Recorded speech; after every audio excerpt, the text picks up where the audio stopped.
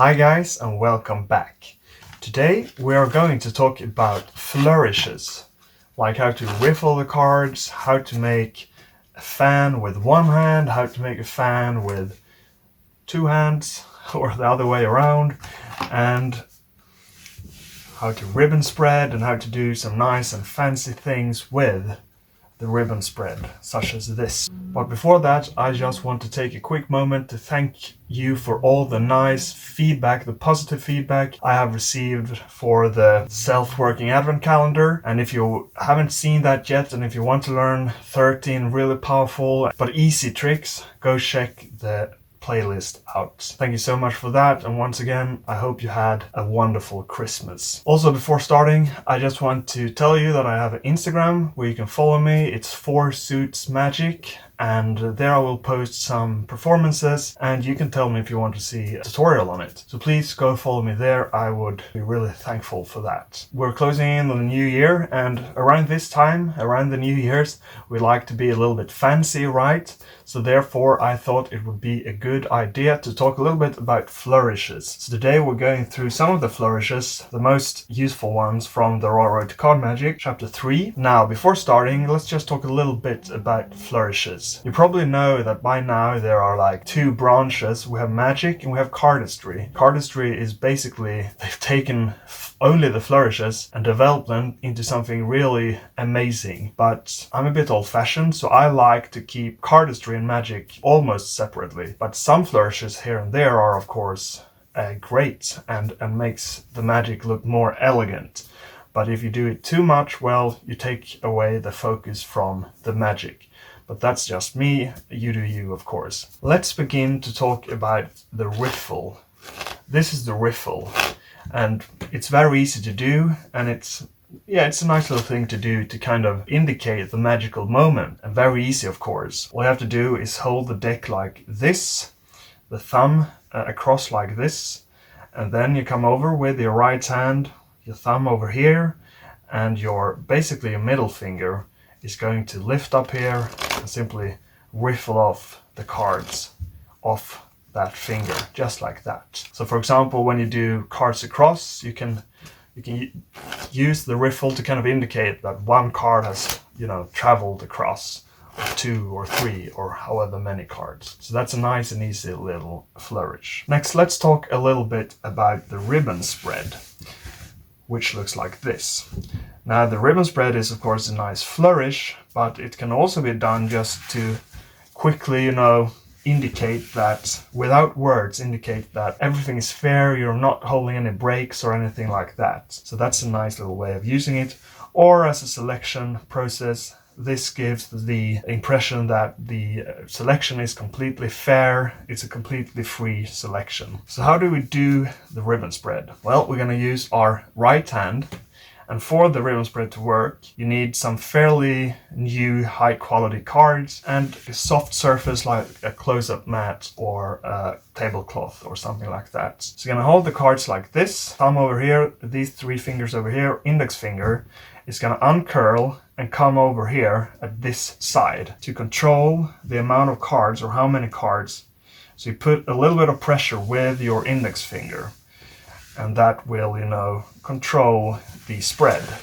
So you can make like a very tight spread by pressing more with the index finger, but still exposing each and every card in the entire deck, or a more, loose, bigger spread like this, all depending on the index finger. So once again, you start pressing, a bit lightly, and then you press a little bit more, and in the end, your hand is basically flat like this. And you can do the spread in, you can do it completely straight almost. You can do it with a little curve like this. You can do it diagonally, just like this, for example. Now, a nice little thing you can do with the ribbon spread is you can turn it over just like this, using your index finger to just ride on the cards just like this.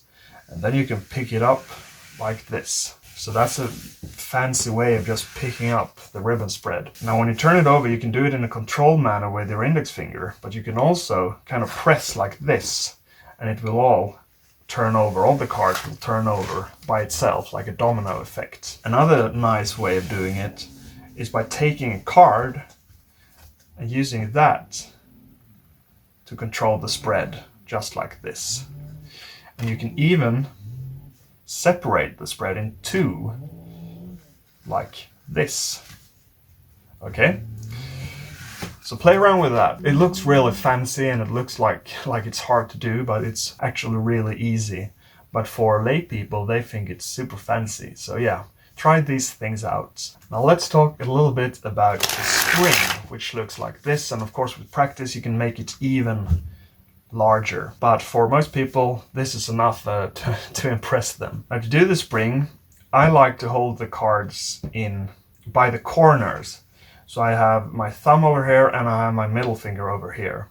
Some people do it like this, but I like to do it holding the corners. And this takes some practice. And you're going to bevel or bend the cards like this, creating pressure, and then kind of just let go of the cards one at a time. It's hard to do slowly, of course, but with practice you'll be able to let go of the cards one at a time, just like this. You might want to start over here, then expand, and then go back in again. Now, I like to try and catch it in a straddle grip. So I have my pinky finger sticking out a little bit to catch the cards. Otherwise, this would happen.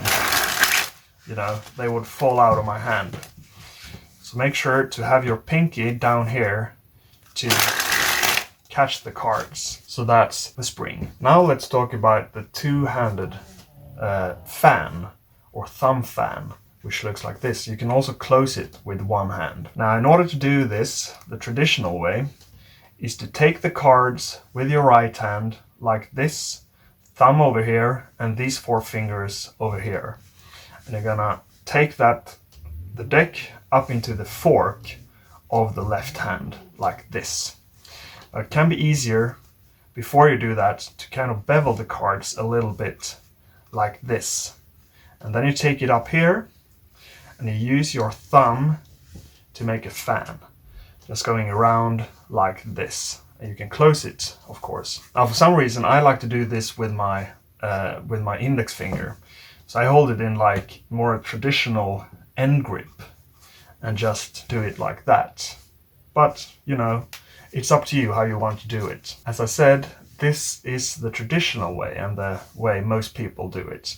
But as I said, I like to use my index finger. Once again, to do this, you have to have newer cards and they have to be like of a, you know, decent quality. Bicycle cards works fine, for example. Monarchs obviously works really good for fans like this. Now, in order to close the fan with one hand, you might need to flick a little bit at your wrist as you close it. With practice, you probably be able to close it with one hand, just like that. And you do that by kind of curling your left index finger inwards to have that as a pivot point, to kind of pin. So you put some pressure, use that as a pin, and then you use your middle finger to kind of, you know, you close your middle finger just like this. And then you extend all your fingers. It's hard to do slow. You extend your fingers and kind of square them up. So again, pin down with the index finger. You use your middle finger you just bend your middle finger basically to close the cards like this. And again, it's hard to do slowly. And then you extend your other fingers and close it. So it looks something like this. So that's the two-handed fan. The one-handed fan looks like this, something like this. I'm not an expert at this, but yeah, it's actually easier to do also with only half the deck, for example. So if you want to, you can start practicing with only half the deck. So what you're doing is you're going to take the cards into your right hand and hold it like this. So thumb up here, these two fingers down here, pink finger and the index finger by the sides, just like this. And what you're going to do is you're going to put your thumb over here at the left side, and you're going to move your pinky finger and your index finger down. And from there, you're going to make this movement. And it's hard to do slowly again, but you put your thumb over here, you move these two fingers underneath, and you move your thumb to this side, to the right basically, and the fingers down beneath to the left. Okay? It's very hard to do slowly, but at speed it looks something like this. And with practice, I've seen people do really fancy fans like this. so make sure to practice it. Okay guys, so that was a quick little video for you with, in my opinion, the most useful flourishes.